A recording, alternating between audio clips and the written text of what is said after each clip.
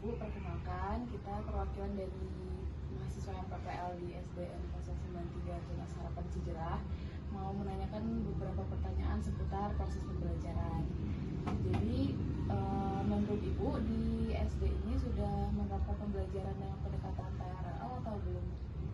Ya, kalau misalkan ada pendekatan yang TRL ya, TARL, nah itu mungkin kalau misalnya lebih spesifiknya itu belum ya, soalnya itu mungkin baru terdengar kalau misalkan tentang pendekatan itu. Kalau yang untuk pembelajaran berdiferensiasi? Ya, kalau misalkan pembelajaran diferensiasi memang beberapa guru sudah melaksanakannya di kelas, dan memang karena di sini sekolahnya inklusif juga dan beberapa kali pelatihan juga guru-guru dikenalkan dengan pembelajaran diferensiasi. Jadi beberapa guru sudah praktik lah, jadi sudah mengenal apa itu pembelajaran diferensiasi. Untuk pembelajaran berdiferensiasi itu apa pertimbangannya, mengapa guru-guru di sini gitu perlu menerapkan pembelajaran diferensiasi? Karena mungkin selain Kota Bandung itu menekankan pendidikan inklusif ya, jadi sekolah kita juga termasuk sekolah inklusif karena beberapa karakteristik peserta didik itu berbeda ya, walaupun diferensiasi bukan hanya untuk peserta didik yang berkebutuhan khusus saja gitu, tapi untuk semua anak itu nggak apa-apa memakai pendekatan diferensiasi juga.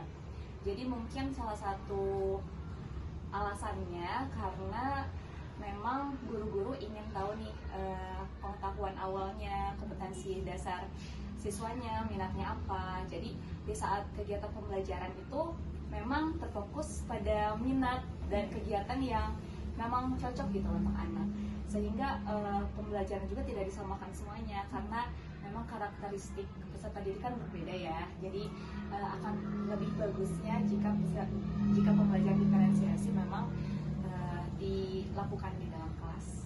Ya, menyinggung yang tadi ya Bu, tadi disebutkan sama Ibu ada asesmen awal gitu, asesmen diagnostik.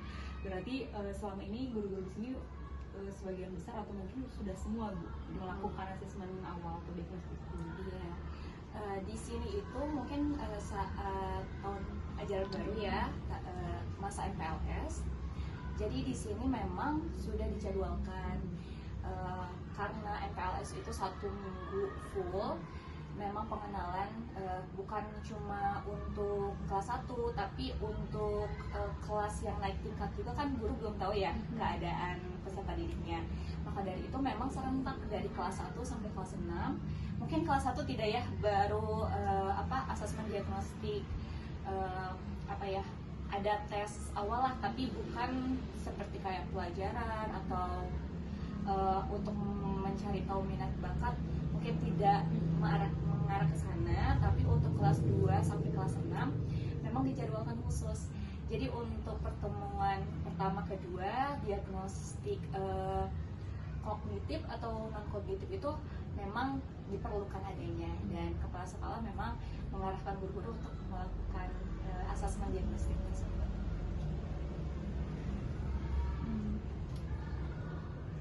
Terus kalau untuk melakukan asesmen tubuh, kira-kira pertimbangannya apa aja Bu? Pertimbangan peserta didiknya? Iya, kalau misalkan asesmen diagnostik itu kan ada yang non kognitif, ada yang kognitif ya.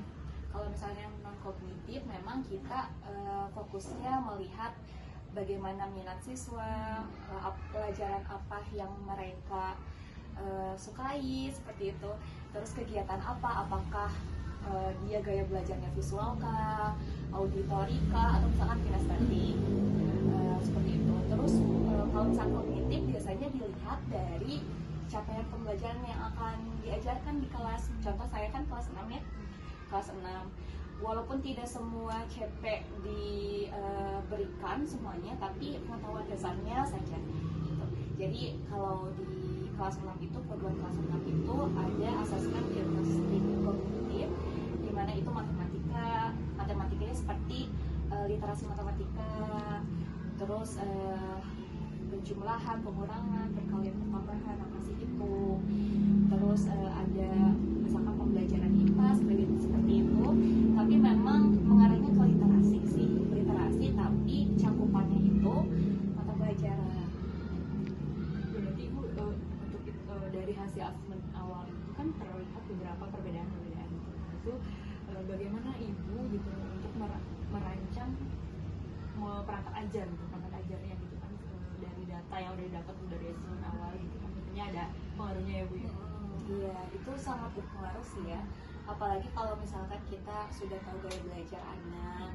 Jadi ketahuan nih, ini anak yang nggak bisa diem gitu ya. Berarti kita pembelajarannya nggak bisa dong cuma kayak ceramah, melihat bukan ceramah juga melihat video saja. Berarti kan itu kurang ya. Jadi kan pembelajaran inklusif itu kalau bisa, apalagi pembelajaran diferensiasi, semua anak harus mencoba gaya belajar mereka masing-masing gitu. Kadang kan peserta didik gaya belajarnya nggak cuma satu, kadang ketiga-tiganya mereka minat gitu. Jadi tidak bisa langsung kita judgement satu, misalnya visual, kasih aja visual gitu, bukan mengkotak-kotakan seperti itu. Dan itu juga sebagai bahan pertimbangan, kayak misalkan yang asesmen diagnostik kognitif itu kan kelihatan levelnya ya, level anak, apalagi dasar, apakah anak dasar aja bisa gitu ya. Jadi kita ada gambaran, oh ini ada 10 anak nih yang ada di tahapnya rendah, ada di tahapnya sedang, ada di tahapnya tinggi. Jadi nanti pasti membantu sih saat perancangan pembelajaran di kelas. Jadi untuk kesimpulannya gitu ya Bu, sejauh ini pendekatan TRL itu belum pernah ada gitu di sini, belum pernah ada yang menerapkan gitu ya. Tapi kalau misalkan tadi disebutkan ya teacher right level ya, At the right level Teaching. ya. teaching. Ya, teaching ya. Teaching. Kayaknya apalagi tadi disuruh sama diferensiasi, mungkin dengan kemampuan yang kemampuannya dilihat dari anak gitu ya, jadi mengajarnya disesuaikan dengan kebutuhan anak. Mungkin kita belum tahu ya guru-guru di sini, tapi mungkin pribadi saya saja yang belum tahu, mungkin ada guru juga yang udah tahu. Tapi sepertinya kalau misalkan dijelaskan lebih, pasti kalau kita sudah melaksanakan pembelajaran diferensiasi kayaknya ada masuk-masuknya gitu ya, salah satu itunya. Biar berdekatan juga ya, Iya, sebelumnya berhubungan. masih berhubungan. Ya baik Ibu, terima kasih atas waktunya Ibu ya. Sama-sama. Terima kasih Bu.